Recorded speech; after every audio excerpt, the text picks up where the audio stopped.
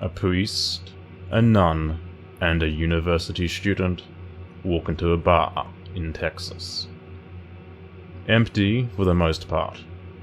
The buzz of a fan pitifully fighting the summer heat on their left. The leader of the trio was evident. Standing in front, the priest examined the surroundings with wizened eyes. He was in his late 50s, maybe even in his 60s. A short, grey beard and balding, whirly hair.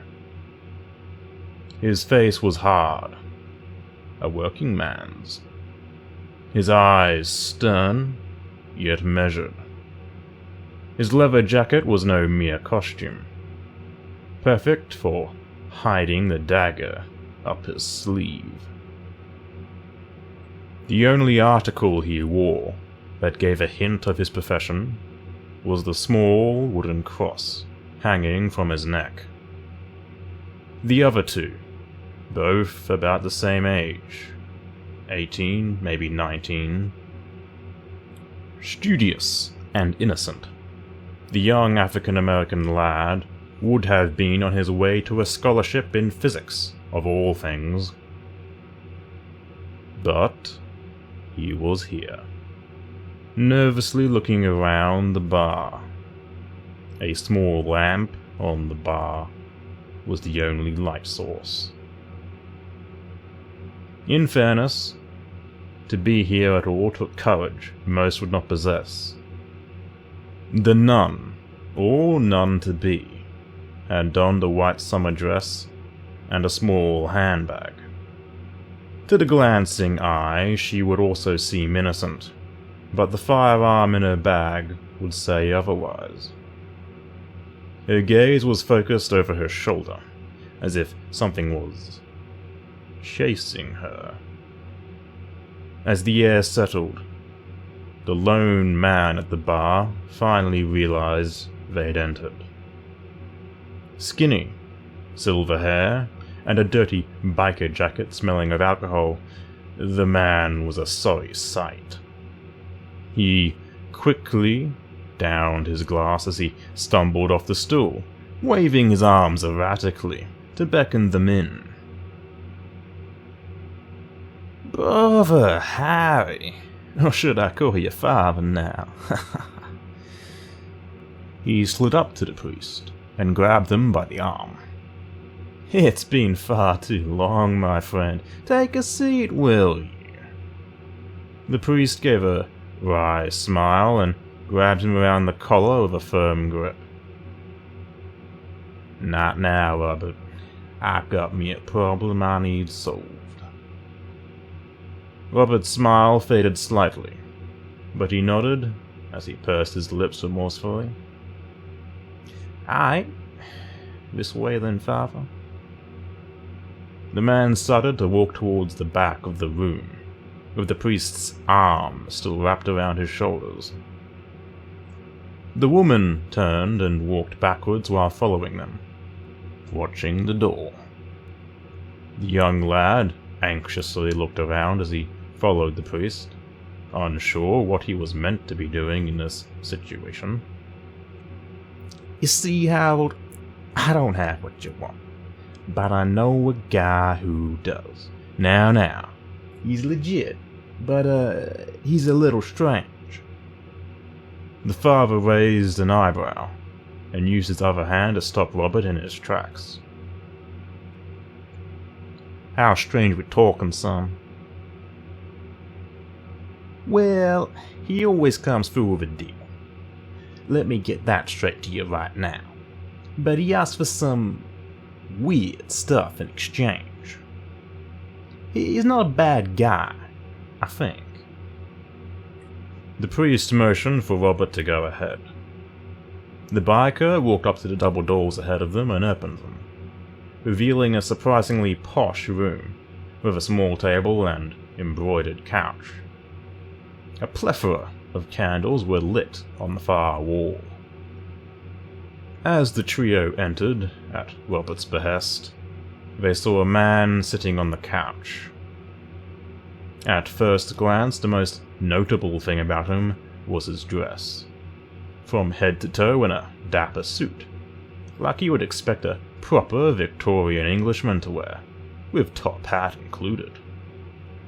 However, as they moved to meet him, his appearance rapidly distorted. He grew, twisted, causing the travelers to jump backwards as his true appearance unfolded before their very eyes. His limbs grew far longer, thinning out to preposterous proportions, with his clothes changing to match the new size. His skin became wrinkled and green, and his thin, round glasses slipped down his crooked nose. All the while, a twisted grin manifested on his face. At the end, he was at least 7 feet tall, still sitting comfortably on the couch, peering over a thin bamboo cane. "What's wrong?" Robert exclaimed, as he displayed confusion, walking up to the man to grab him over the shoulders in a friendly manner. It was clear, however, from how low Robert positioned his arm that he did not see this version of the man. The figure spoke his first words. Now, Roberto. These fine people are just on edge. Please, go find us a sherry to drink." As Robert left, the younger in the group stood behind the priest, who stared the man down, ready at any moment to drop the knife into his hand. "I don't know who the hell you are, but I've killed demons before." The man's grin did not fade, as he tipped his hat towards the priest. "I apologize for any confusion. I am no demon. I am what your kind calls a dream god, although I understand this is nothing short of heretical for your belief." The priest's composure had not changed, his eyes still locked with the creature.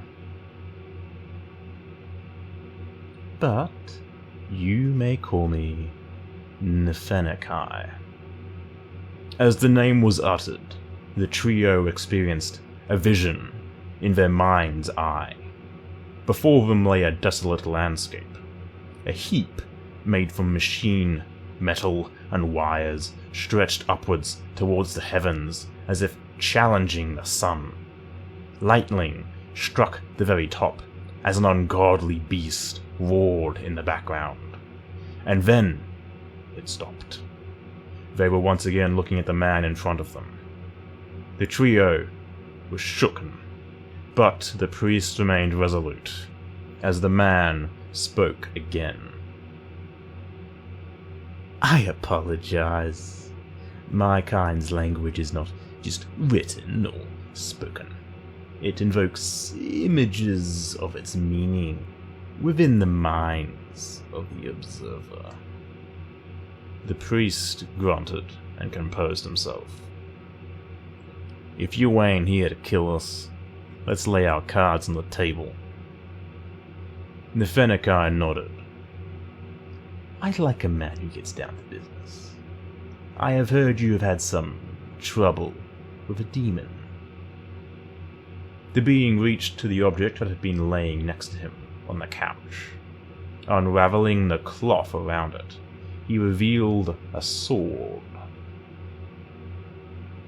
"I've been told by your friend that you wanted a certain gem to trap it. Well, I got you more than one." As the man spoke, he placed the sword on a small table in front of him, revealing a blade unlike any other. Not straight, not curved, but twisted, with sharp angles and bends, razor sharp, like a piece of scrap metal, honed down by a blacksmith.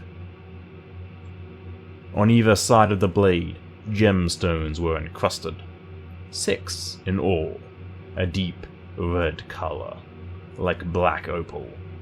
As the candlelight flickered over their surfaces, the evil nature of their being was clear. "What's your price?" the priest asked. "Not so fast. There are 2 problems we must discuss."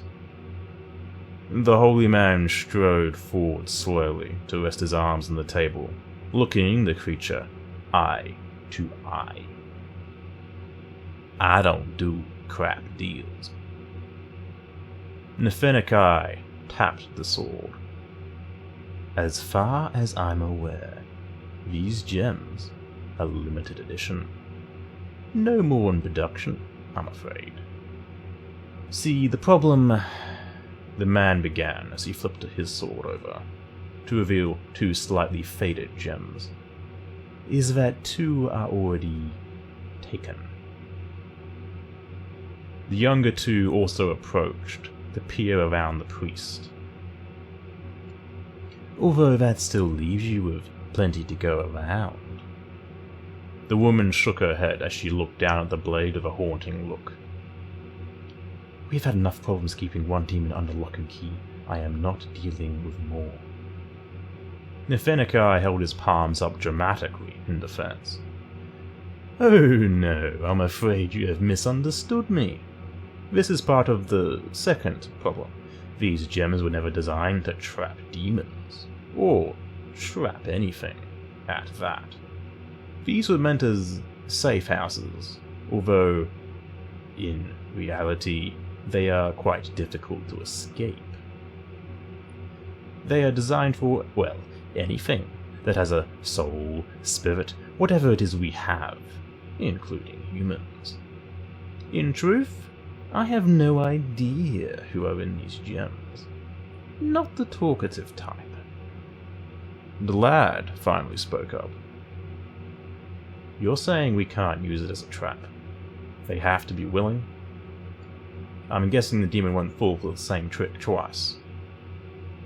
The priest nodded in confirmation. "The gems are useless to us unless we can find a way to force them in." The unsightly gentleman scratched his chin as he flickered his eyes in between them. "I'll tell you what. I'll do some research. In the meanwhile, take the blade. When I find an answer to your little problem, I'll find you. I'll expect payment then." The priest locked eyes with him once more. "And what exactly do you want in return?" The man's smile somehow grew more sinister as he leered over to the priest. "I need a helping hand with an experiment. Nothing too much. You see, only some of your kind can identify my real form. I think there's something special in that.